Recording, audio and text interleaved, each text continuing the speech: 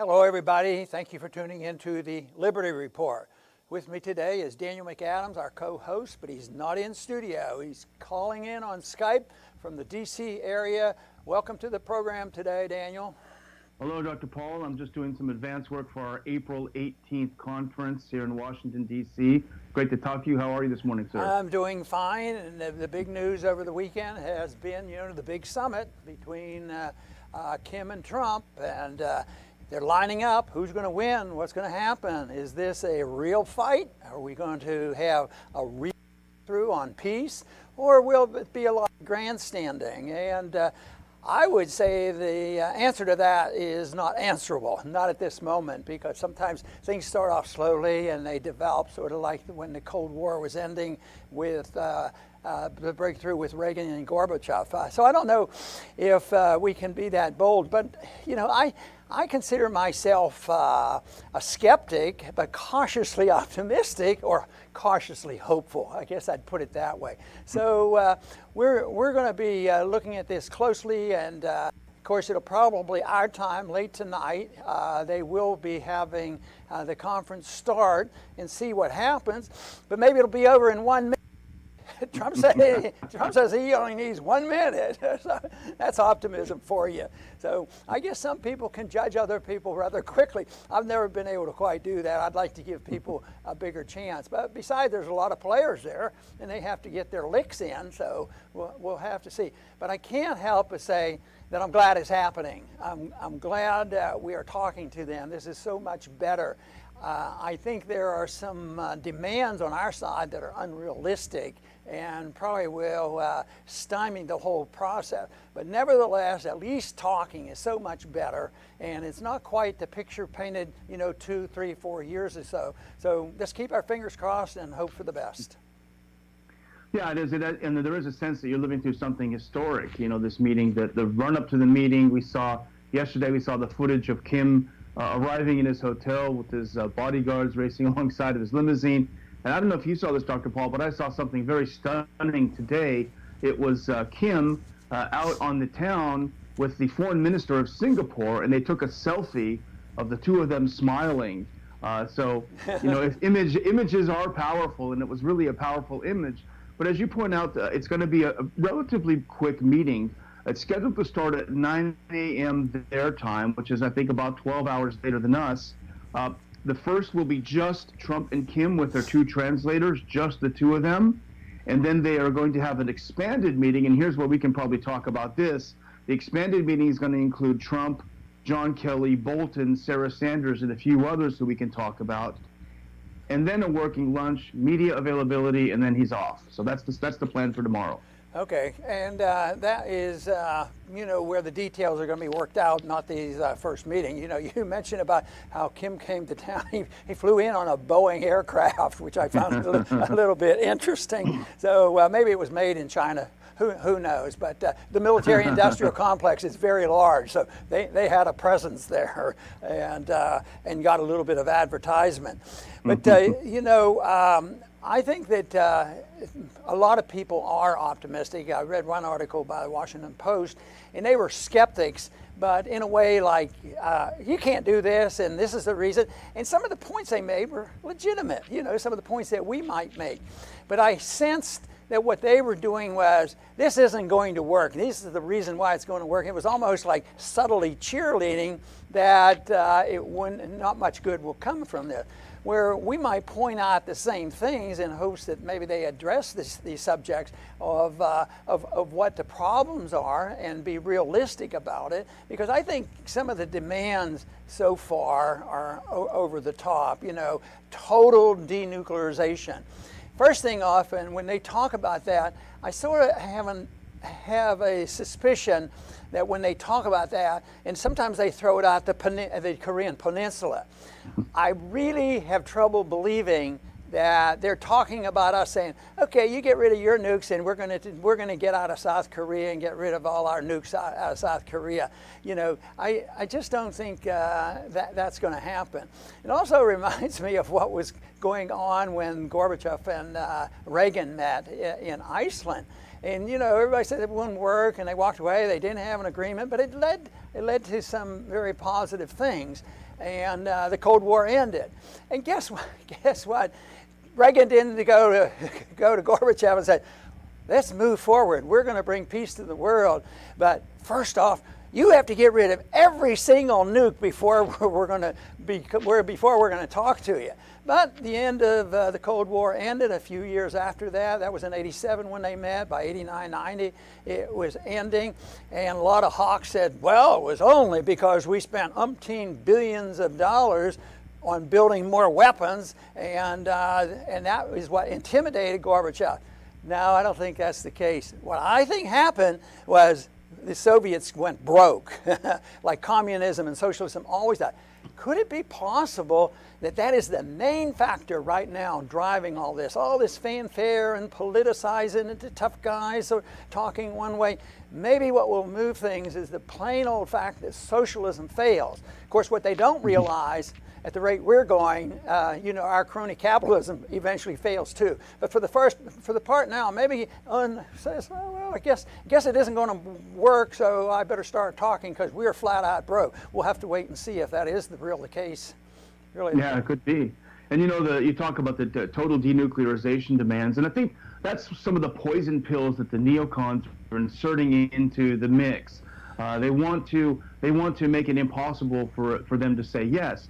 And unfortunately, we've talked about this before, Dr. Paul, the neocons in this are really allied with the Washington Post types, the pro-Obama types, because they all want Trump to fail, not because they think it's a bad policy, but they just want to hurt the guy and make him look bad. The neocons, of course, just have bad policy. But they're inserting this. Remember last time they inserted this Libya scenario over and over again.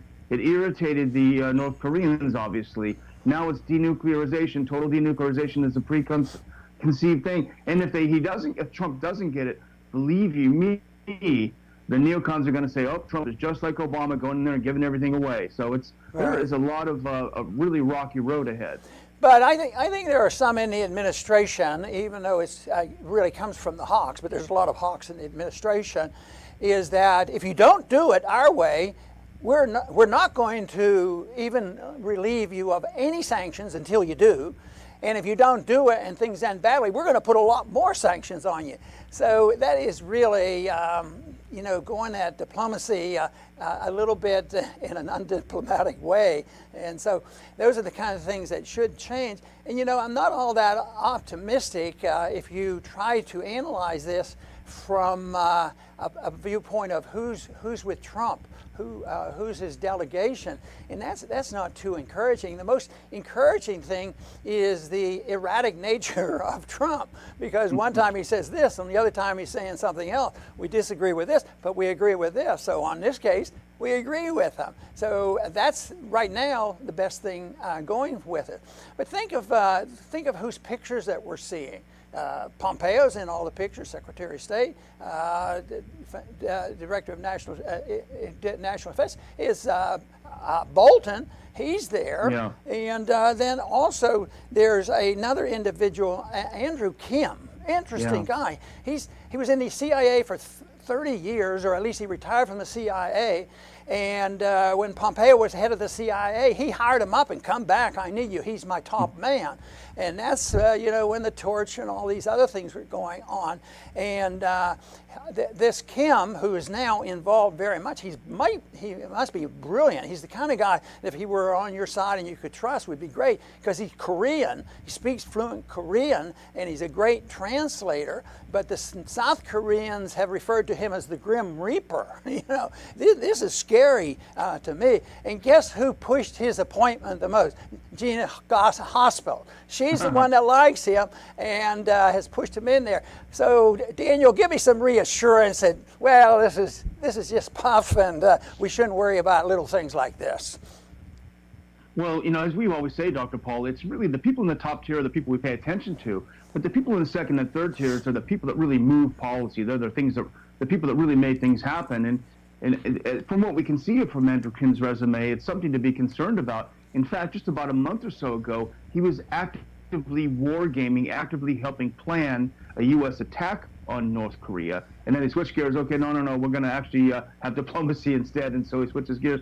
Where is his heart? We don't know. But we're both talking probably about a Washington Post profile of him that we read last month, I think it was, and he went to an elite high school in South Korea where a lot of the intelligence people that end up in South Korean intelligence end up. So it's kind of a deep state pedigree he has, and that's probably not a very good sign. Yeah, there's some in our camp that suggest that they should look at how the agreement came about with us and another group of countries with Iran with the nuclear agreement. Which the hawks hate and Trump has gotten out of and all this. But if you look at it, it didn't happen overnight. It took a lot of meetings. They moved in a direction. And from our viewpoint, it was at least a step in the right direction. And some suggested, well, maybe they should, sort of follow that, not overly demand, because they didn't put a demand on Iran that they could have no national defense. They just said, give up your nuclear development, nuclear power, and nuclear bombing, and this nuclear weapons. And they've agreed to do this, so it was a step in the right direction. So there's been the suggestion that in spite of the fact of the shortcomings of our previous president, that it moved along and the people there were moving and wanted something, and the Europeans obviously liked it. A lot of other people liked it. Anybody who cared about peace would say this is maybe far from perfection, but it's helpful. It's moving in the direction, sort of like after the Iceland meeting with Gorbachev. It's a movement in the right direction. No, it's not a solution, but a year or two later, big things happen. That's absolutely right. We both read an article written by our old friend Peter Van Buren today, and he talked about that exact thing, managing expectations. The neocons don't want us to manage our expectations. They want us to think it's all or nothing. Either he walks away and leaves all of his nukes behind, or he's attacked. It's all or nothing. And that's not the case if you want to have a victory. And Peter talks about things like a gradual, maybe an acceptance of IAEA inspections of some of their sites in exchange for sanctions relief, in exchange for something, tiptoe into the water, go into it slowly, develop trust, build trust. Really, if you think about it, that all three of these leaders have an enormous amount at stake. Trump has a difficult balancing act, and he doesn't strike me as a great balancer. He's got a difficult balancing act. He doesn't want to look like Obama and come back with an Iran-like deal, but he doesn't want to walk home empty-handed either. Moon is staking his entire political career on this being successful, and Kim is a bit of a wild card, but we know that he wants to find a way to come back into the international community. I don't think this is all a ruse. I think he's genuine about this, so really the stakes are very high. One individual indicated that maybe the modest success out of these preliminary meetings that they're having now might be an agreement to end the war. That sounds like a pretty good idea, and if it's feasible, why not?